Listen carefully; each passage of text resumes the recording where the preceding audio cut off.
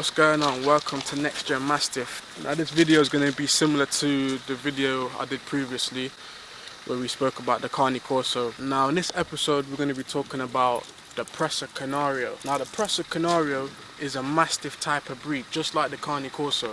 However, the Presa Canario is native to the Canary Islands.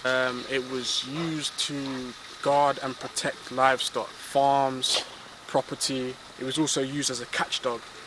Now when I say a catch dog is a dog that is used to hunt prey and hold the prey until the owner arrives. Even though it's a Mastiff, its temperament is very different to other Mastiffs, such as the Canary Corso. I've owned a few of these dogs. Very difficult to train. They're very protective, very loyal.